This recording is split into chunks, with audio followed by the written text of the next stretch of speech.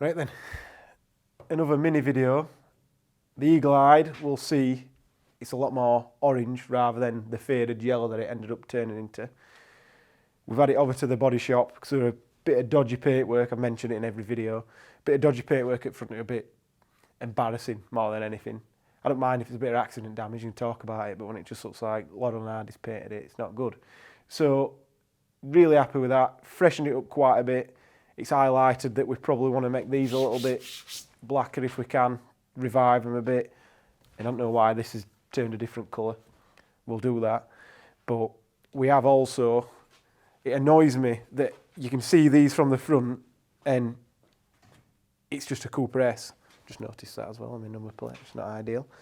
But why has it got an S and everywhere else has got SD, or at least on the back's got an SD badge? So we 3D printed this, drop some nuts in while it was 3D printed as well so we can bolt it up if we need to. We might make it clip in, I'm not too sure, but it's quite heavy. So we're going to get that put on and I'm going to probably paint this red inside and make it look nice. So it's tarty, I know, but it does annoy me that they didn't differentiate these at all to the diesels. Probably intentionally, but that's not what we're about. Definitely wants a clean as well. I don't think we've even only time it's been cleaned is when they were cleaning it to do the bodywork. So it wants a good detail again when we finished with grubby claws all over it. So we have had it on the dyno with the sticky tyres on, and as usual causes problems. So I wanted to get the baselines now before we start tearing other bits of the car off and making new bits and stuff. So this is the wet tyres. We're going to have these for a while. So these are going to be the control tyre that goes on when we put it on the dyno. So as you can see, the blue graph is standard when we first got it. The red graph is now with a standard file on. And then the orange is what it did just before the track day. So not too far apart, a little bit more than I'd expect, maybe. Not too sure why, but the tyres that were on there on the front were like plastic. And different temperatures and stuff like that. So, plus it's had living daylights thrashed out of it for 2 days. So, it's about right. Not too worried. So, the 209, we're aiming to be somewhere near there. So, I'll just hide everything. No, I'll leave that. Hide that one. Hide that one because it gets a little bit messy. So, then that exact tune is there. So we lost a little bit everywhere, in line with what we sort of lost stock as well. So not too worried about that. So I'll make it look a bit. I'll hide that one because we don't need to see that one, and then that one. So then the green that you can see here, if you watch the track day video, you see that I go out there and thrashing it, and it starts getting really hot and sort of goes into sort of DPF. It's not limp mode, but it's sort of in a DPF protection for a while and then let it cool down a bit. Anyway you go. So at the track, we took a little bit of fuel out, sort of, as you can see, 3.5 grand on would start to taper it a little bit, and it does pull a fair bit of power and torque out at the top end, but everything's pretty much the same there, and that's what tune it's on now.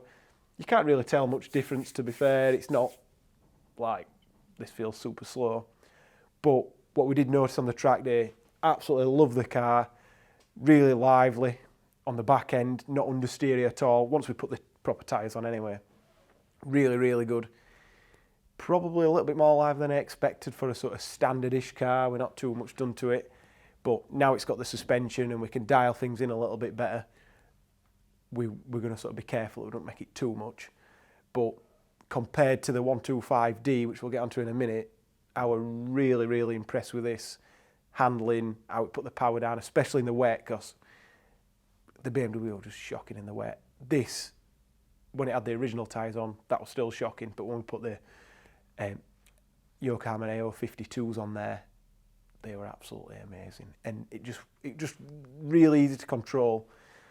Sort of, probably digressing a little bit, but the idea of this video was to sort of, I originally planned on getting both cars straight on the dyno after the track day, getting the power figures and going from there. So that leads on to the 125D, which we'll get into that in a minute, but we are having some problems with that. So not what people are telling us we'd have problems with, but we're having problems. So when that's in the workshop, it's not quite ready to go in yet. It should have been when we did this, but when it's in there, we'll have a look. So I said we're having some grief with the BMW when we're on the track day. We're fine. We didn't really spend much time on the tuning, but we realised, obviously if you watch the video, it worked as fast as the Mini, when in theory it should have been a little bit quicker if you ask me. So we got it back, put it on the dyno, and the numbers were just absolutely rubbish. Can't even remember what they were. They were that terrible, I didn't want to film them because I was just annoyed. But that were a few weeks ago, and we've only just had chance to get it stripped down and have a look, because we noticed that the rail pressure was just tanking all the time. Never went into limp mode, which is weird, but we asked for a little bit more just to see if we could make some more power and see how much it tanked, and it went mental. So yeah, not good. So first thing to do, take the fuel filter off, drain the fuel out, and then this is what we've found. So you see all these particles, some of it's aluminium, it's not magnetic. There's some of it, I'm not 100% sure, but it seems to be sticking to this. Magnet.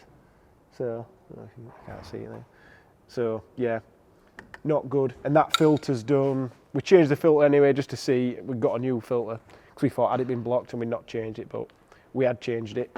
I think it's done 20 mile, 30 mile maybe, and it's full like that. So the only thing we can think, it was contaminated before, or it's been misfueled or something. We don't know, but we know it's not making the rail pressure.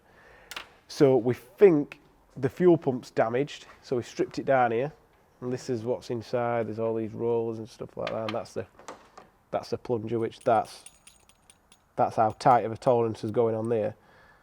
That's DLC coated. You see, there's none of the coating's gone, so the plunger's absolutely fine. So it's a bit of a weird one, because you normally, when they've worn out and they've been misfueled or whatever, that's normally all completely gone. All that black coating's completely gone, and that's what you can see in the fuel sometimes. So that's a bit weird. The metering valve, that appears to be working all right. Can't really see anything too major in there. Could strip it down if I want to have a look. So the cam, that seems all right. You know, doesn't seem too worn or anything like that.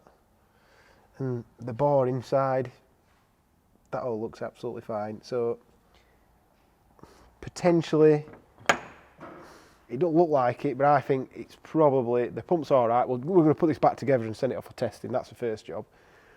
I think the pump's fine. It's potentially the injectors that have failed. Maybe it's had a misfuel before, somebody's put a pump on, which it don't look like it's had a new pump on it, or if it has, somebody's done a good job and not left anything hanging off, loose, misplaced or whatever. It's all been put back together properly. But yeah, it's a bit of a strange one. So we're going to send the pump off for testing, whip the injectors out and get them tested, and then we'll go from there, because there's definitely contamination, but that doesn't look too badly damaged. So it must be the injectors that are the reason why I've got low rail pressure. But then why is it full of swarf? But that's a massive job to sort that out. Everything needs taking off. Anything small enough will go in the ultrasonic bath. Everything else needs completely cleaning, flushing, or what BMW or Volkswagen, Audi, whatever, if you've got a fuel contamination and swarf issue, they just change everything that the fuel touches. So fuel pump, fuel tanks, fuel lines, everything at an astronomical cost. So at the minute, we're going to see, while it's all off, we're going to see what upgrades we can put on anyway. If these all test out fine, we're still scratching our heads. If the injectors fail, then we'll put some bigger injectors in or whatever, which is a bit of a pain, because we didn't want to do that on this car. We didn't want to go that far. It would just remap, maybe a DPF delete if when we're at track days it was giving us problems. But yeah, annoying. That's why the Beamer's not had many videos. But if we sort of summarising the track day, the Mini were really good.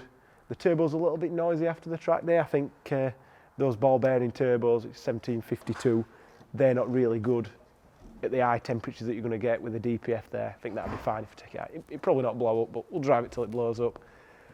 The Beamer, really good, handled nice, a lot more comfortable to drive, which on a track like Donnington, not really something that I'm really that bothered about. But when we go to Spa, Ring, that sort of stuff, this will probably be the better car. But we'll see.